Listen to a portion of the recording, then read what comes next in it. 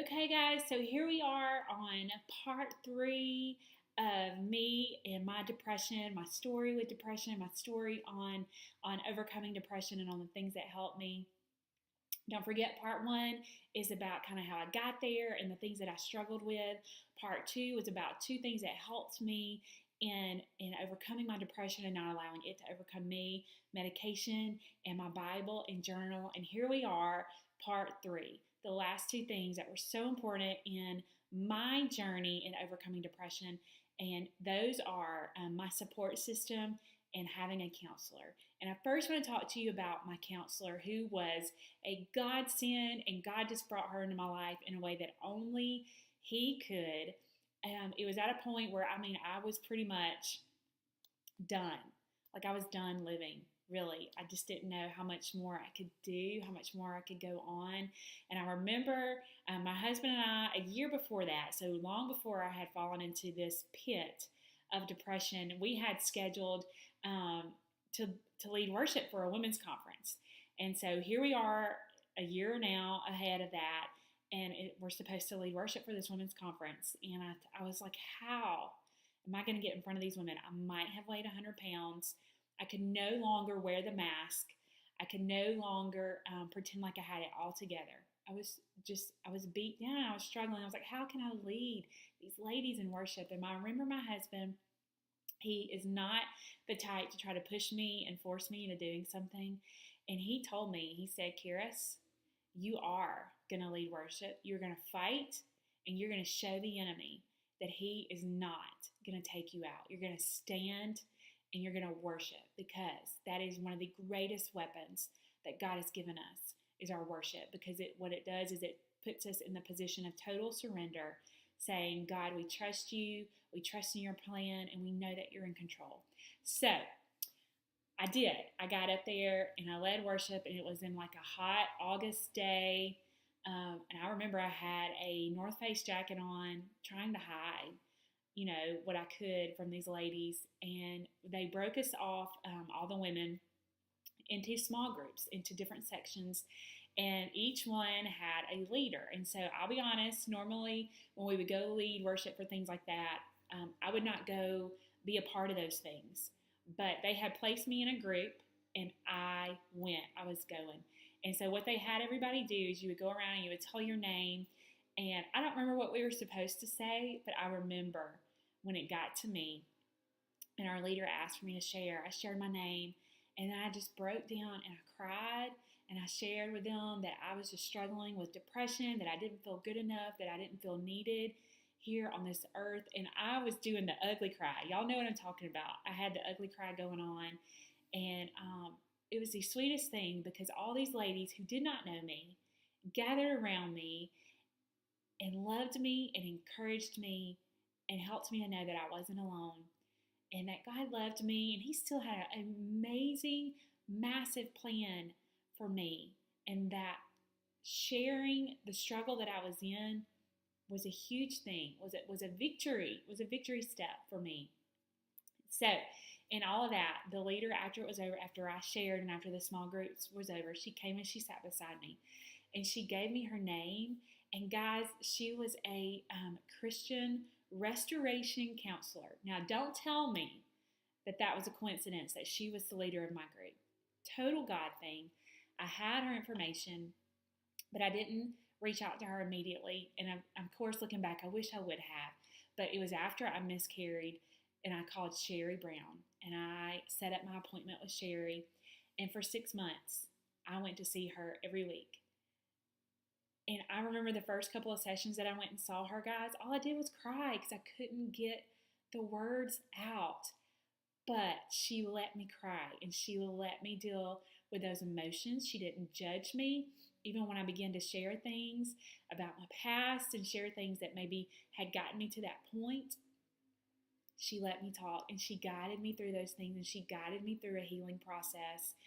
And it was huge in coming out of that pit. It was huge and a life-saving thing for me. So getting help, talking to a counselor, was well worth the monetary investment, the time investment, the the spiritual investment, the mental investment. It was worth it. And God met those needs and He provided so that I could go and I could do that every week. And it just helped me. It even helped me in coming to have peace in that part of my journey. And then finally, my support system. So I had a support system, and you guys need a support system too. My support system wasn't huge and it wasn't massive, but it was family who loved me and cared about me and let me deal with the things that I needed to deal with. Let me have the bad days. Let me have the good days. Let me share the irrational fears that I had. Like my husband, for instance, he was such a massive supporter for me. And I remember I would constantly say to Brandon, please don't give up on me. Please don't leave me. Because depression tells you that people are going to give up on you. They're going to leave you. If you share anything with them, that they're going to think you're crazy, which is all a lie.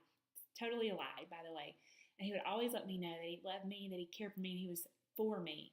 And I remember we went to the beach, and I cried so bad going to the beach. And he just let me cry. He let me share those irrational fears, and he helped me to see that they weren't true.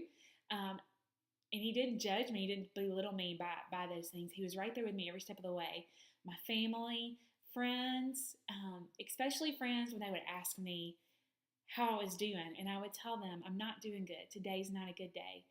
Or I would share, even they didn't know what I had been through, and they would say, how's your day going? And I would tell them, today's not a good day.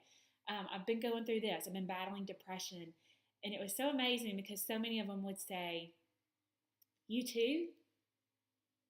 And I would say, yeah, me too. And it was just a reminder that I was not alone, and that there were so many of us who were battling, and that if we would share our struggles together, how much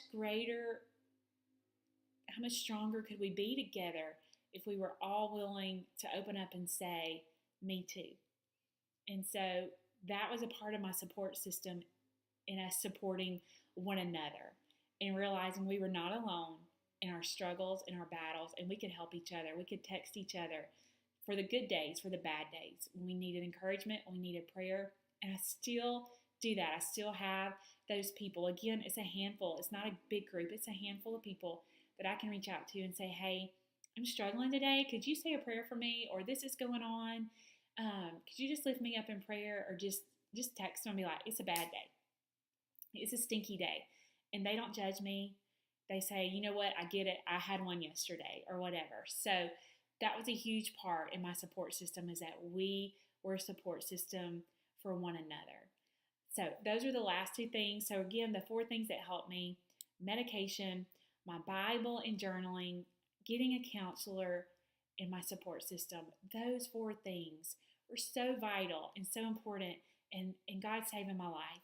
And when He pulled me out and when He began to show me those things, He reminded me, like I've already said, there are so many others who are struggling, and they need to know that it's okay to get help, and that they need to get help, and that I want them to get help, because we're not here on this earth alone. We're here to bear one another's burdens.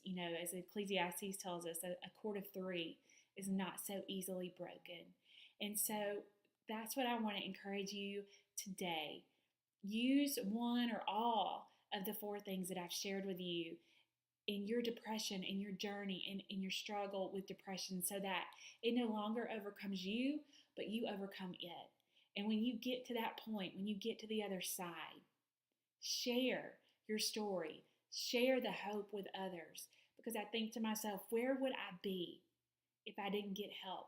Where would I be if someone didn't reach out and share the rope with me, share that lifeline with me? So I want to encourage you and challenge you that if you've gotten help, if you have kind of gotten out, go help someone else out. Go give them that life jacket, that rope. If you know they're drowning, if you know they need help, reach out and do that. If you know that someone is struggling, reach out to them and just say, hey, I just want you to know I'm praying for you. I just want you to know I'm here for you if you ever need me. Those words will go farther than what you realize. And I hope that you realize today that God loves you. He loves you so much, He sent His one and only Son, Jesus, to die for you, because He knew we needed a Savior. He knew we needed a restorer. He knew we needed a provider. He knew we needed a friend in those dark and lonely times. And Jesus has been there with me through all of this. He continues to help me every single day.